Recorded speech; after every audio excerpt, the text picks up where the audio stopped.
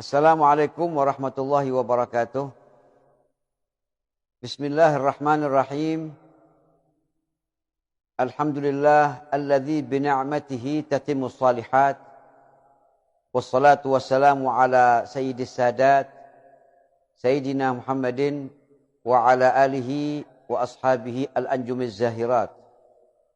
Subhanaka la ilma lana illa ma 'allamtana innaka antal alimul hakim. Rabbi shrah li sadri wa yassir li amri wahlul 'uqdatam min lisani yafqahu qawli wahdi qalbi wasaddid lisani bihaqqi Muhammadin sallallahu alaihi wa alihi wasallam. Dusturukum ya ahlad darak wa ya ahlan naubah wa ya ahlal hilli wal 'aqd. Pemirsa sekalian yang dirahmati oleh Allah Subhanahu wa taala, alhamdulillah, malam hari ini kita ditakdirkan kembali oleh Allah Subhanahu wa taala untuk bisa berjumpa kembali walaupun dengan tidak secara langsung ya. Dengan online, tapi alhamdulillah kita masih diberi kesempatan oleh Allah Subhanahu wa taala untuk bisa bersua kembali melalui kajian hikmah Ramadan. Walaupun saat ini kita sudah berada di hampir pertengahan Ramadan, ya sudah malam 14, tapi insya Allah itu tidak mengurangi keberkahan. Dan untuk tahun ini saya memilihkan topik kajian Ramadan tahun ini adalah kajian hikmah kaum sholihin. Saya berikan nama demikian karena saya ingin di dalam kajian kita Ramadan ini untuk membawakan petuah-petuah ataupun hikmah-hikmah yang disampaikan oleh kaum sholihin, orang-orang yang saleh, ya. Yang mana hikmah ini, kata Habib Ali bin Abi Thalib, hikmah itu seperti air hujan yang dia bisa menyuburkan tanah yang kering, yang tadinya kering karena air hujan jadi basah sehingga tumbuh-tumbuhannya. Begitu juga dengan hati. Nah, hati itu ya perlu dibasahi dengan hikmah-hikmah ya, yang disampaikan baik oleh Allah di dalam Al-Qur'annya maupun oleh Rasulullah SAW dalam sabda-sabdanya, ataupun juga pesan-pesan hikmah kaum sholihin, kaum sufi, yang semuanya itu akan melunakkan dan menyuburkan hati kita. Dan malam hari ini saya akan memulai kajian hikmah kaum sholihin ini dari ucapan atau pesan-pesan yang disampaikan oleh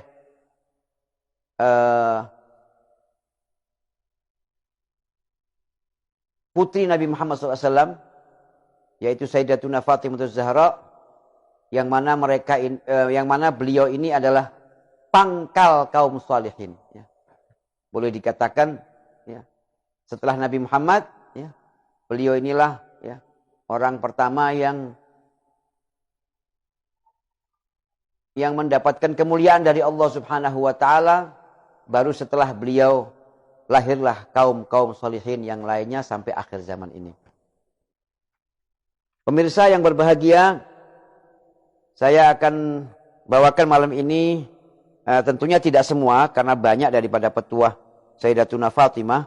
Saya akan bawakan beberapa ya, yang saya rasa perlu, dan petuah ini mungkin bagi kita yang awam ya, kita ini bisa memahami dan bisa bisa kita terima ya. Naam.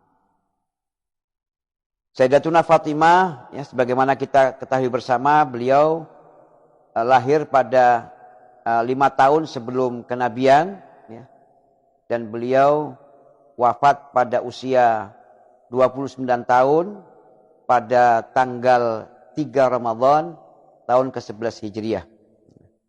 Sayyidatuna Fatimah ini adalah seorang putri ya, wanita yang mendapat julukan Sayyidati Nisa'il Alamin ya, tokoh wanita di dunia maupun di akhirat ya. Bahkan beliau adalah penghulu wanita, kaum wanita di surga.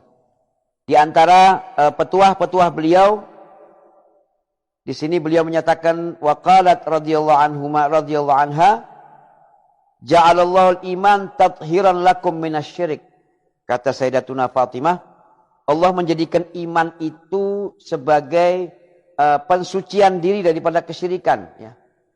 Jadi orang yang tidak syirik, dia harus beriman. Kalau dia tidak beriman, berarti dia syirik. Ya, menyekutukan Allah. Wassalatu tanzihan lakum minal kibir. Salat itu, kata Sayyidatuna Fatimah, adalah pensucian diri daripada sifat sombong. Karena salat itu, dalam salat itu ada sujud. Nah, sujud itu adalah tingkat paling rendah seorang hamba itu ketika dia bersujud. Jadi dia tundukkan kesombongannya itu dengan dia bersujud ya, kepada Allah SWT. Menandakan bahwa dia ini nggak ada apa-apanya. Ya. Rendah di hadapan Allah Subhanahu wa Ta'ala. Jadi salat itu di antara hikmahnya adalah mensucikan diri daripada sifat sombong. Setinggi-tingginya martabat manusia, tetaplah dia hamba. Dan dia harus bersujud kepada Allah SWT. Wa zakatu tazkiyatan nafsi wa nama'an fir rizq. Kata Sayyidatuna Fatimah, zakat itu ya adalah pensucian jiwa. Kenapa dikatakan pensucian jiwa? Orang itu mau mengeluarkan harta itu berat. Jiwa ini paling berat kalau sudah urusannya sama harta. Nah, dengan zakat itu kita dilatih melawan nafsu kita, untuk mau mengorbankan harta yang tadinya kita rasa itu adalah milik kita, dan itu usaha kita, itu karya kita. Allah perintahkan kita zakat. Allah perintahkan keluarkan sebagian dari harta yang kau punya itu. Menundukkan jiwa, menundukkan nafsu untuk mau mengorbankan sebagian dari yang kita miliki, sebagian dari yang kita raih. Mengorbankan sebagian, baik itu harta yang kita peroleh. Nah, selain itu, zakat itu tidak hanya pengorbanan, tapi juga ada keuntungan di dalamnya. Dikatakan oleh Sayyidatuna Fatimah, nama'an fir rizq. Orang yang berzakat, ketika dia sudah bisa menundukkan hatinya, nafsunya, untuk mau berzakat dengan benar, tidak dikurangi, dilebihi bagus, tapi dikurangi dosa, haram hukumnya. Kalau dia sudah mau mengeluarkan itu dengan benar, walaupun tidak lebih, pas saja, maka Allah menjanjikan untuk dia, Allah akan gantikan itu berlipat-lipat. Artinya ketika kita berzakat, hakikatnya, zahirnya harta kita berkurang, tapi pada hakikatnya Allah akan menambahkan rezeki itu.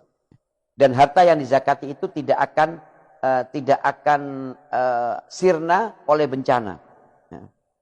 Wasiyam tathbitan lil ikhlas. Puasa itu, kata Sayyidatuna Fatimah, adalah pengukuhan keikhlasan. Dilatih ikhlas orang puasa. Orang puasa itu kan nggak ada yang tahu. Kita jalan, kita melihat orang tidak makan, tidak minum, belum tentu dia puasa. Bisa saja dia tidak puasa di depan orang. Di depan orang dia tidak makan. Tapi di belakang dia tidak puasa, bisa saja. Nah, ini latih keikhlasan. Bagaimana kita ikhlas puasa karena Allah. Mau orang tahu di depan orang atau tidak di depan orang, kita tetap tidak puasa. Tetap kita berpuasa, tidak makan dan tidak minum. Melatih ikhlas. Ikhlas, ayo. Kita tidak melihat Allah, tapi kita merasakan Allah melihat kita. Itu puasa. Wal hajj tasyyidan lid-din. Kata Ummuna Fatimah, haji itu adalah memperbaharui agama. Maksudnya bagaimana memperbaharui agama itu? Artinya orang kalau dia pergi haji, itu Allah sucikan dirinya, Allah bersihkan semua dosa dan noda dari catatan kehidupannya. Dia nol kembali seperti ketika lahir daripada rahim ibunya. Nah, di situ dia memulai lembaran baru. Dia harus memperbaharui imannya, kan dia sudah dicas dengan haji itu. Dia memperbaharui imannya, memperbaharui lagi ibadahnya, muamalahnya, memperbaharui agama. Jadi bahkan untuk ukuran apakah haji seseorang itu mabrur atau tidak adalah apabila setelah dia pulang dari haji, maka ketaatannya kepada Allah bertambah. cintanya kepada Allah bertambah. Semangatnya beribadah kepada Allah itu, dia semakin hobi. Ya. Ibadah itu tidak sekedar menjadi kewajiban, tapi menjadi hobi. Ya. Naam. Kemudian, wal adla tansiqan lil qulub.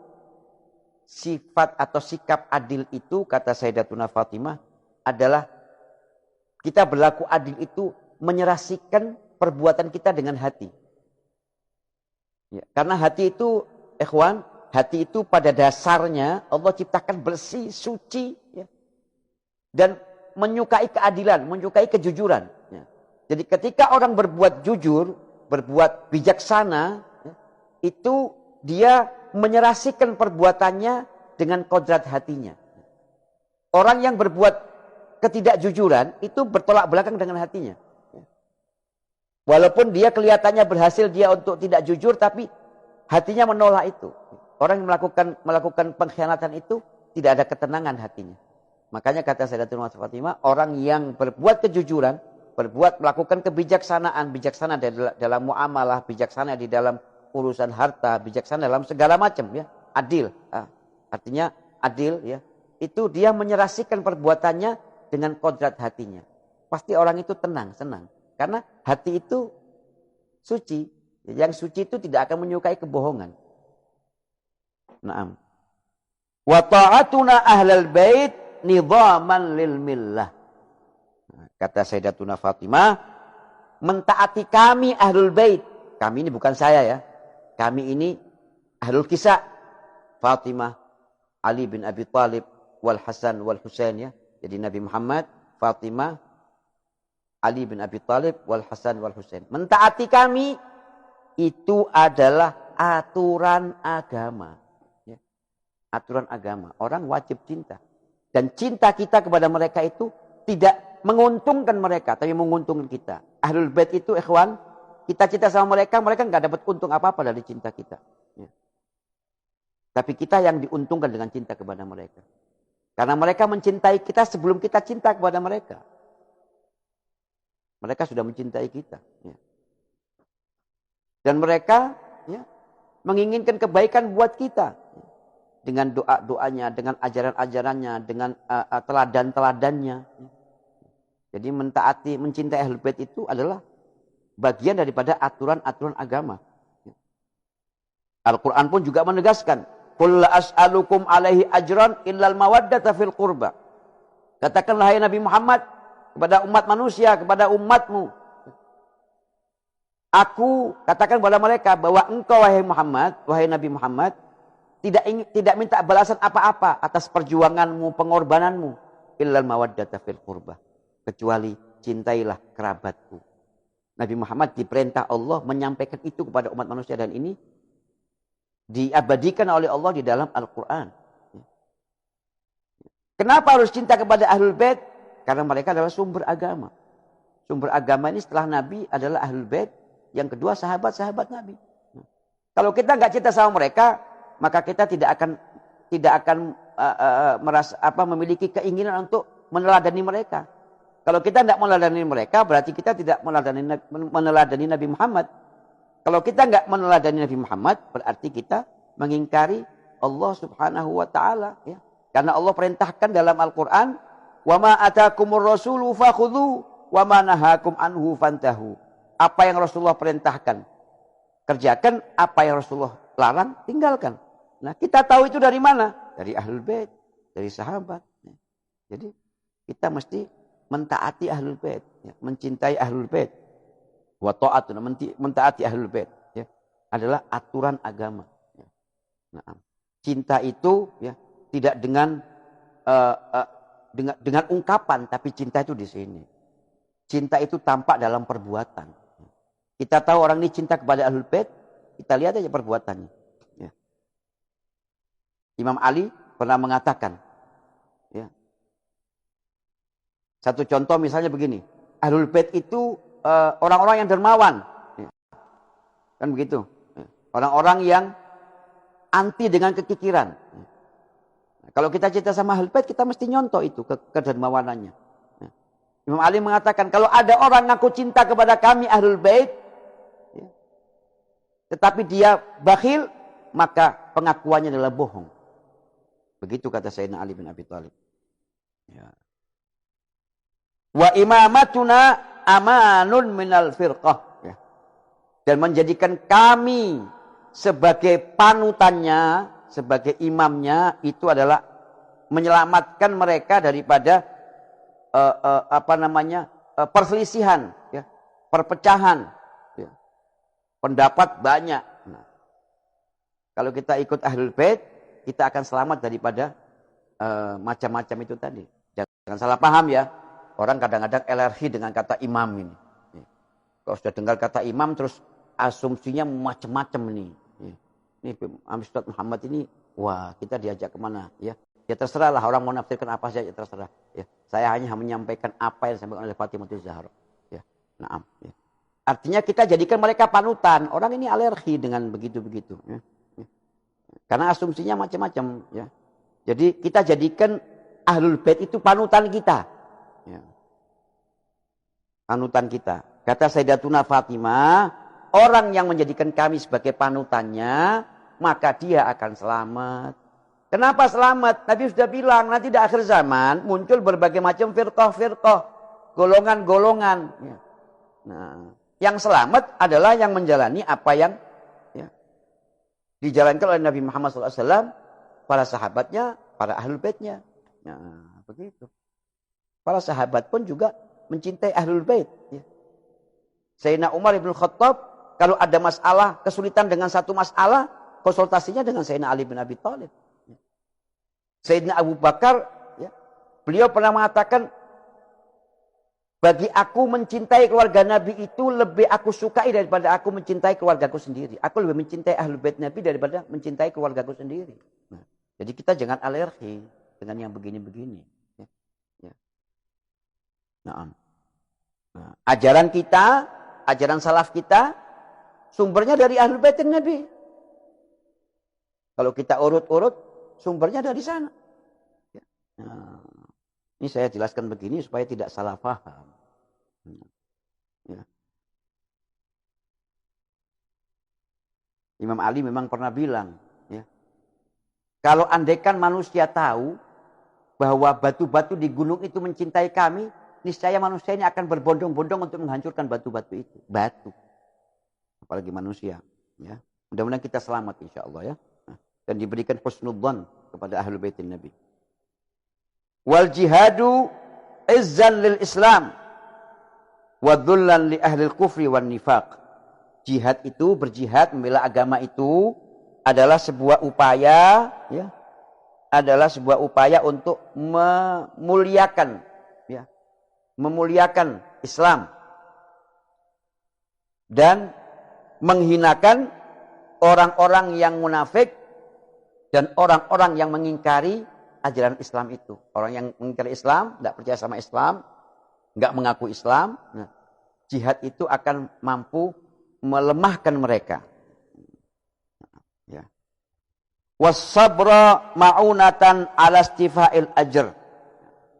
Sabar itu kata Sayyidatuna Fatimah, ya, kata Sayyidatuna Fatimah, sabar itu, ya, adalah upaya untuk mendapatkan pahala. Ya. Kalau orang sabar, ya, ganjarannya pahala. Ya. Allah balas dengan pahala. Nah, kalau kita kepingin dapat pahala, ya harus sabar. Sabar dalam apa? Dalam segala macam. Dalam menghadapi cobaan, sabar dalam ibadah, sabar dalam bekerja, sabar dalam menghadapi keluarga, sabar dalam mendidik anak, sabar dalam berdakwah, sabar menghadapi perbuatan-perbuatan buruk orang kepada kita atau kepada sabar. Ya. Dapat pahala.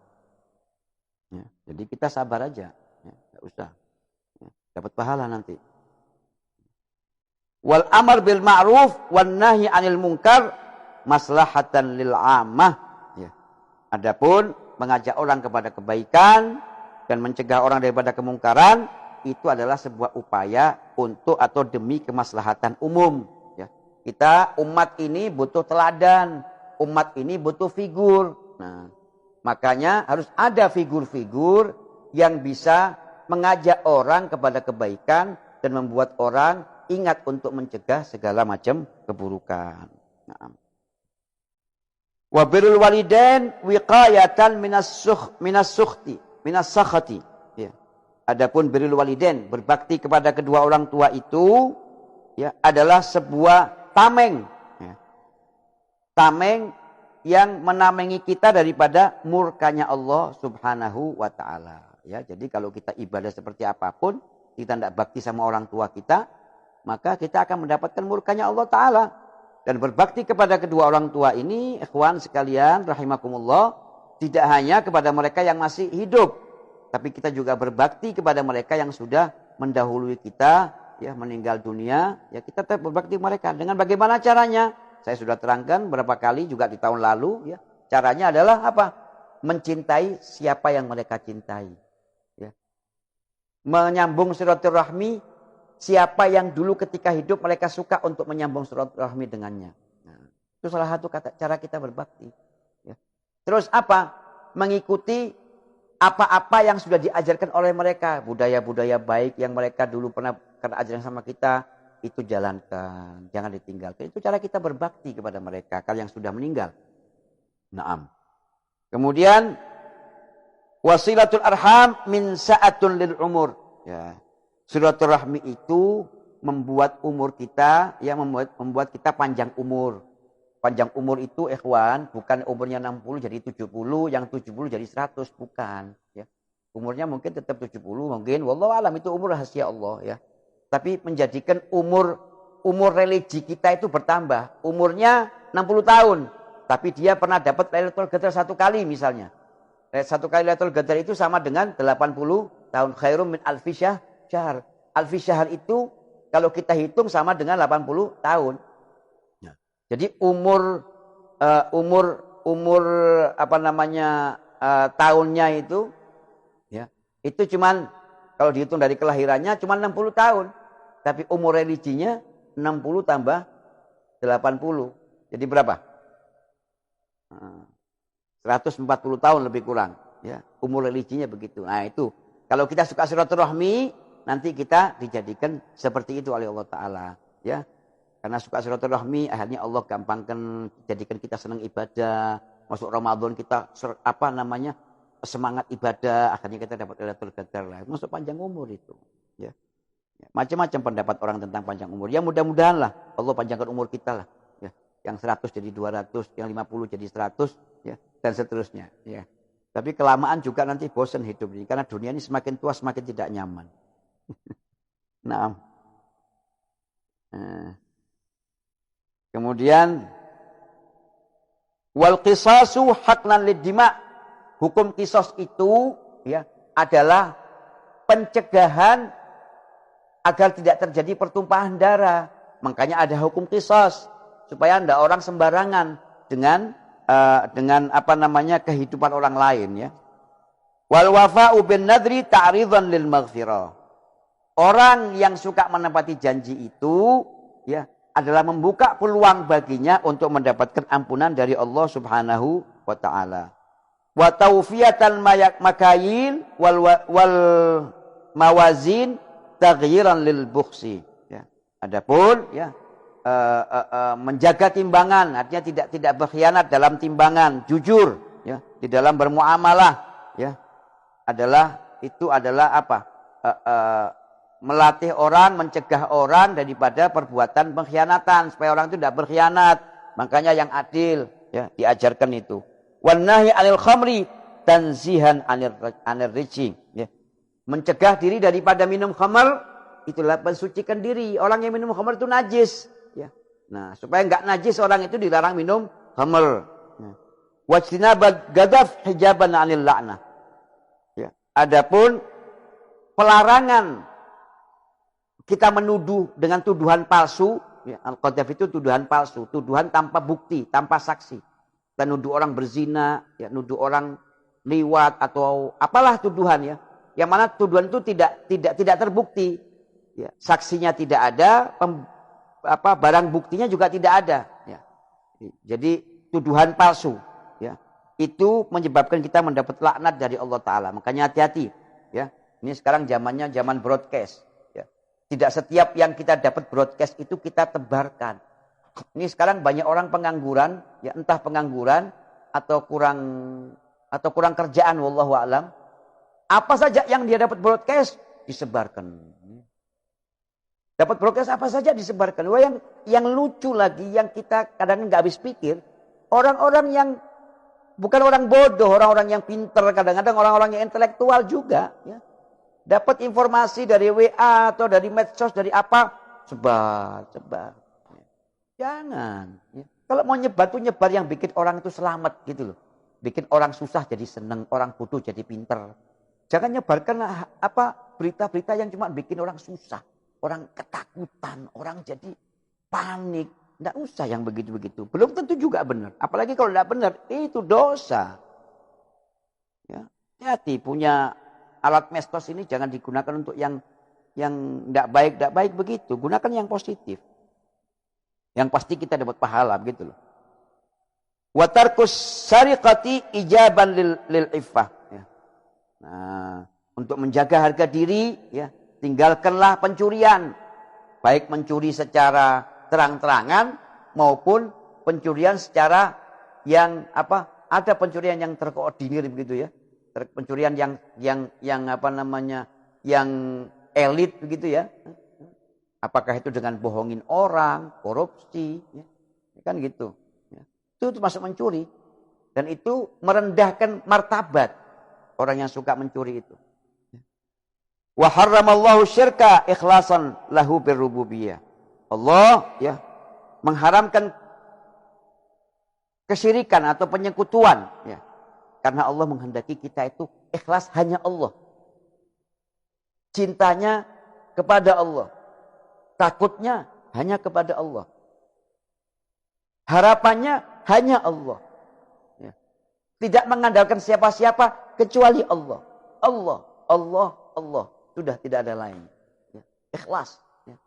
Mau mintanya sama Allah. Kalau takut mohon perlindungannya dari Allah. Tidak ada yang lainnya. Ya. Masuk syirik itu. Kita termasuk bahkan ini ikhwan. Kita ini ya mengandalkan rezeki kita sama orang. Itu masuk kita syirik itu. Syirik dalam arti syirik dalam arti bukan mengingkari Allah. Tapi kita syirik sudah menyekutukan. Kita sudah beranggapan ada yang lebih bisa daripada Allah. Ada yang lebih dermawan daripada Allah. Termasuk syirik. Kata. Kita ini kadang-kadang mukmin tapi syirik. Kita beriman sama Allah. Tapi jiwa kita ya tidak bergantung kepada Allah. Kalau ada apa-apa yang kita andalkan bukan Allah. Tapi makhluknya Allah. Kita tidak mengandalkan pemilik rezeki. Tapi kita mengandalkan orang yang makan rezeki. Ittaqullaha haqqa tuqatihi wa la tamutunna illa wa antum muslimun. Kata Sayyidatuna Fatimah menukil ayat Ali Imran, surat Ali Imran ayat 102, bertakwalah kau kepada Allah selalu dan hati-hati. Mati itu pasti tapi orang enggak tahu matinya kapan. Jaga dirimu. Selalulah kau bertakwa sama Allah, ya. Selalulah kau bertakwa sama Allah supaya kapan saja kematian itu datang kau tidak dalam keadaan lalai kepada Allah. Maksudnya ayat itu seperti itu, ya. Wa atiullah fima amarakum bih. Taatilah apa yang diperintahkan oleh Allah dan tinggalkan segala yang dilarang oleh Allah. Innama yakhsyallahu min ibadil ulama. Surat Fatir ayat 28. Artinya innama yakhsyallahu min ibadil ulama. Sesungguhnya yang takut kepada Allah itu adalah orang-orang yang para ulama. Siapakah ulama itu? Ya, al-khasyah itu ikhwan, khasyah itu adalah rasa takut yang dibarengi dengan penghormatan. Jadi takutnya bukan kayak takutnya maling sama polisi. Kalau takutnya maling sama polisi itu takut tapi benci. Ya. Dia menghindar tapi dia benci. Tapi kalau khasyah di sini, ya khasyah kepada Allah itu takut tapi dibarengi dengan penghormatan. Ya. Yang mana rasa penghormatan itu muncul akibat apa? Akibat dia melihat objek. Ya.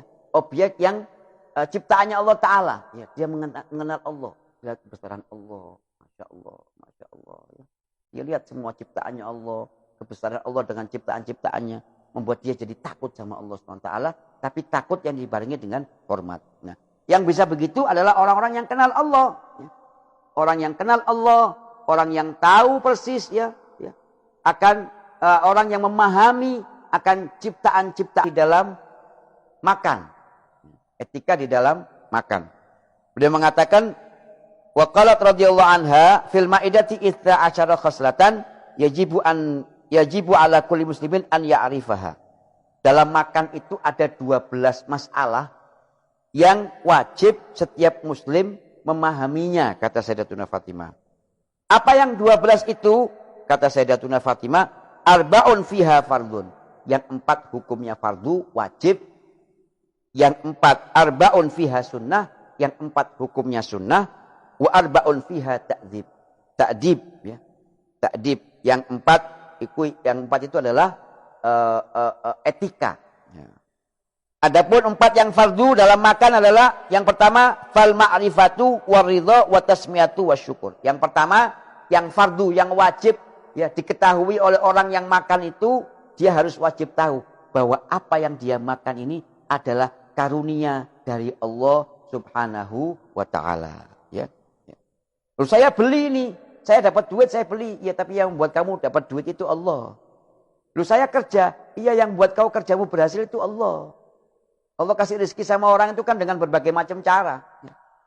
Ya. Kasih macam-macam cara. Ada yang dapat rezeki dari profesinya, ada yang dapat rezeki dari dagangan, dari apa namanya kepintarannya, dari dagangannya, macam-macam. Atau dari kreativitasnya, macam-macam. Allah kasih rezeki. Tapi yang kasih rezeki itu Allah.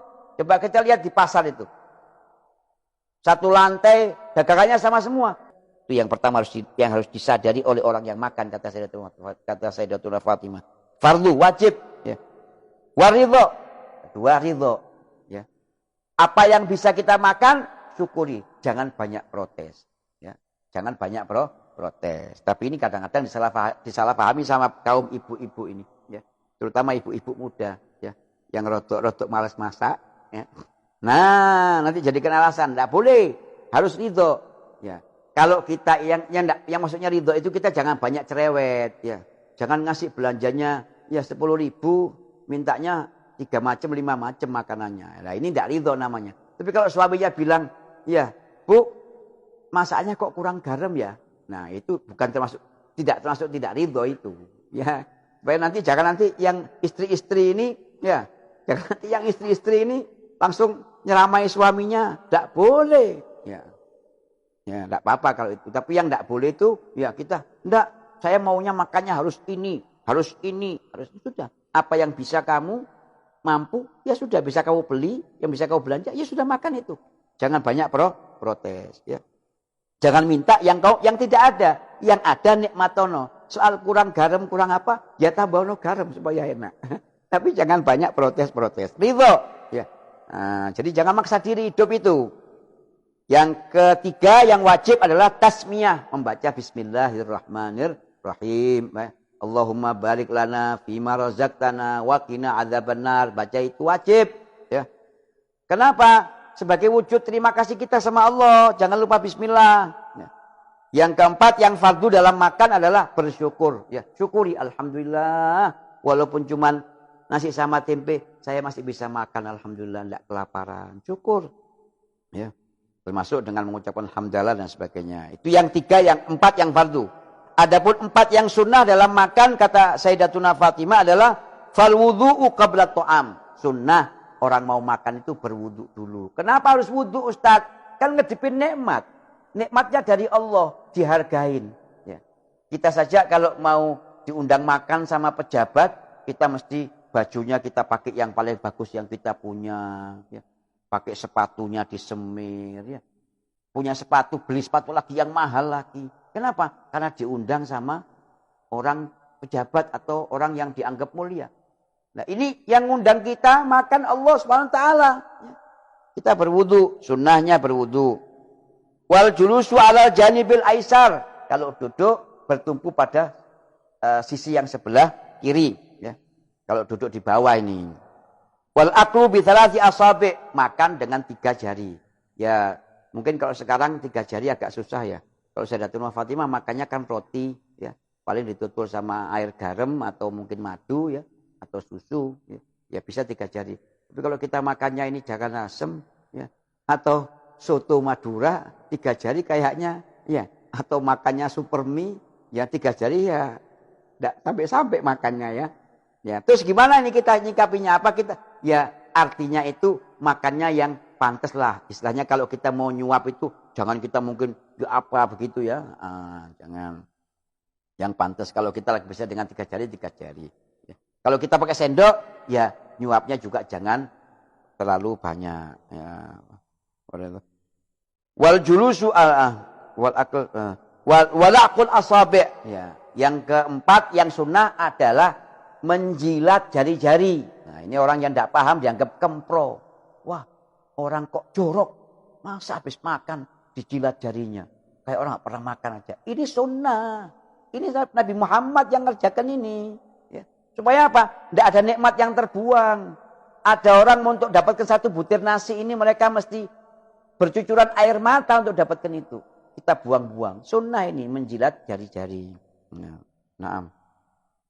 Wa amat ta'dib, adapun yang berkenaan dengan etika dalam makan, yang pertama adalah al-akal mimma yalik. Kalau makan, makanlah apa yang ada di depannya. Jadi kalau kita makan bersama, jangan yang jauh-jauh kita minta, saya minta yang itu. Ambilkan yang sana, yang ada di depanmu apa? Ya sudah makan itu.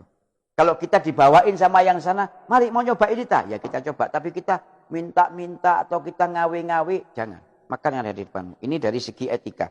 Wa tasghirul luqmah.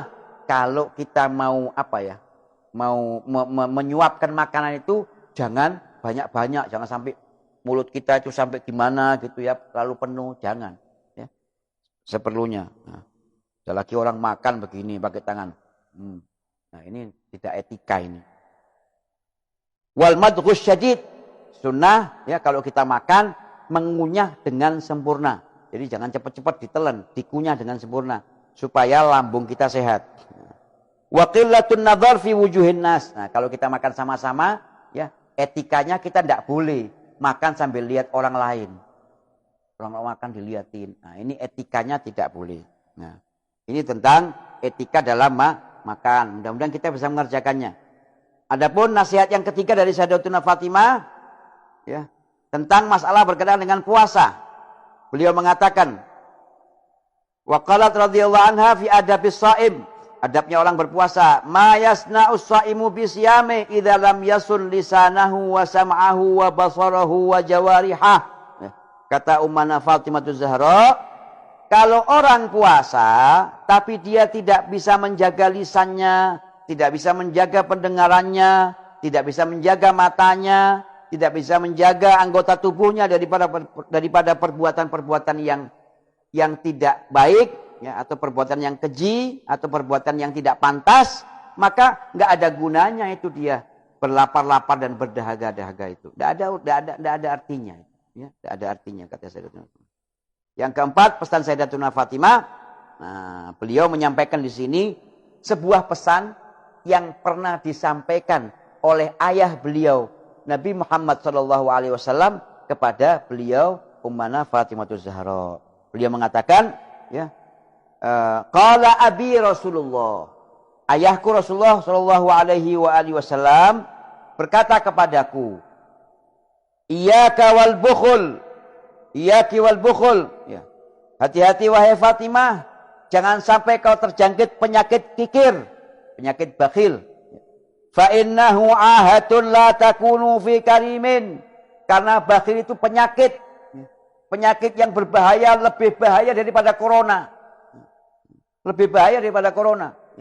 Orang yang sakit bakhil ini matinya su'ul khatimah. Ya.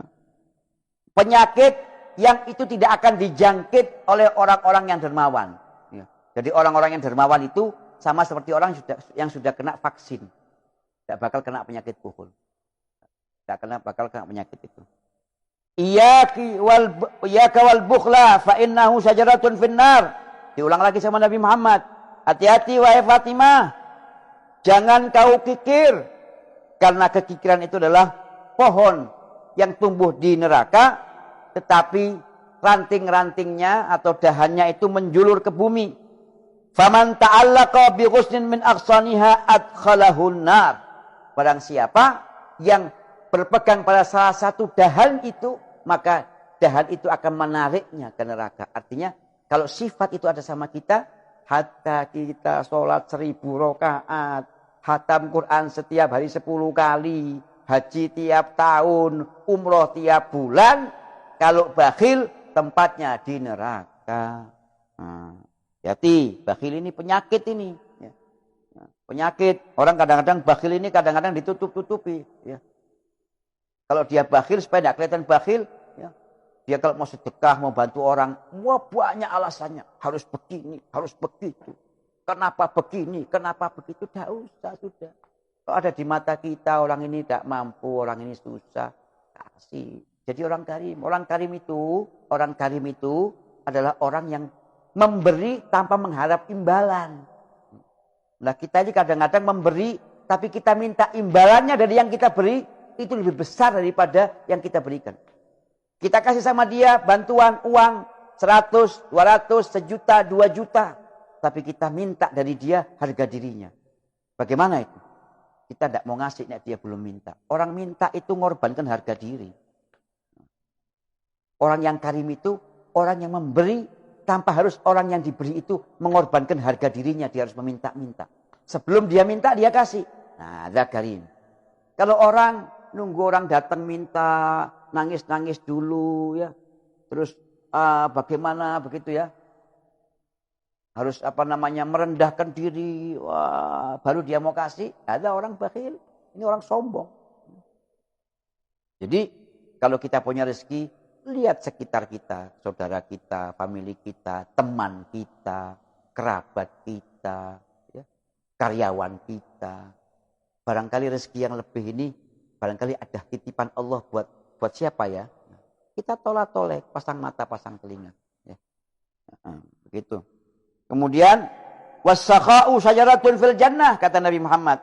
Wahai Fatimah, dermawan itu adalah pohon yang tumbuh di sorga, yang ranting-ranting dan dahannya menjulur ke bumi. Siapa saja yang berpegang atau bersifat dengan sifat itu, maka sifat itu akan memasukkannya ke dalam sorga. Ini pesannya Nabi Muhammad kepada Sayyidatina Fatimah, dan Ummah Fatimah menyampaikannya kepada kita umat Nabi Muhammad SAW. Yang terakhir, yang kelima, pesan yang kelima yang ingin saya sampaikan di malam ini adalah pernyataan Sayyidatuna Fatimah.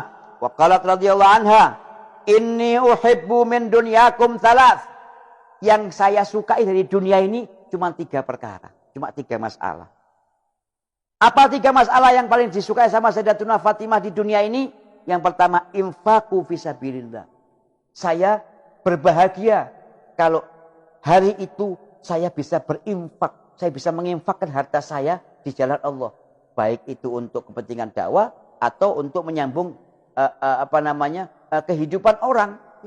Kalau saya bisa bersedekah di hari itu, maka saya berbahagia. Jadi tiap hari Sayyidatuna Fatimah berpikir, hari ini saya bantu siapa ya? Tidak nunggu orang ketuk pintu. Tiap hari dia mikir, wah Sayyidatuna Fatimah tidak kaya raya. Tapi tiap hari dia mikir, hari ini apa yang bisa saya kasihkan ya? Terus saya mau ngasih siapa hari ini ya? Itu dipikirkan terus. Ya. Yang kedua, tilawatu kitabillah. Yang kedua yang membuat saya bahagia di dunia ini adalah ketika saya membaca Al-Quran. Dan yang ketiga yang membahagiakan saya di dunia ini adalah ketika saya memandang wajah ayahku Rasulullah SAW. Kita tidak bisa memandang wajah Rasulullah sekarang ya dalam alam nyata, tapi kita bisa mendekatkan diri kita kepada Rasul dengan apa? Memperbanyak salawat kepada beliau dan menghidupkan sunnah-sunnah beliau. Demikian 5 poin yang saya sampaikan daripada pesan-pesan Sayyidatuna Fatimah Zahra ya, radhiyallahu taala anha. Mudah-mudahan kita bisa mengambil manfaat ya dan keberkahan daripada apa yang kita dengar, yang kita dapat, yang kita sampaikan daripada pesan-pesan beliau radhiyallahu taala anha ya. Dan saya juga mengucapkan terima kasih ya kepada anak-anak saya yang telah mendukung ya, acara ini ya. Mereka memfasilitasi, saya tidak ngerti ini teknik-teknik begini ini. Tapi mereka yang mensupport saya ya untuk membuat acara seperti ini ya. Ya, Bahya Muhammad, Ja'far Al-Hasni yang sudah mendukung acara ini, dan juga kepada Ananda Mustafa ya, anak saya yang lagi belajar di Tarim, yang telah mengirimkan kitab ini kepada saya ya. yang malam ini, yang bulan ini yang akan kita jadikan bahan kajian kita. Ya, untuk mereka semua saya mengucapkan jazakumullahu anna khairan. Demikian, wal afu minkum. Wassalamualaikum warahmatullahi wabarakatuh. Saya mengajak para pemirsa semua untuk bisa setiap malam mengikuti live ini, ya. Dan insya Allah setiap malam jam 9:30 kita mulai, kecuali mungkin pada malam-malam tertentu seperti malam-malam ganjil apa itu biasanya ada acara malaman, ya, atau acara khataman. Insya Allah acaranya akan dirubah, mungkin jamnya yang dirubah, ya. Mungkin kita akan bikin siang atau sore, nanti akan diumumkan sebelumnya 1 hari. Demikian, wassalamualaikum warahmatullahi wabarakatuh.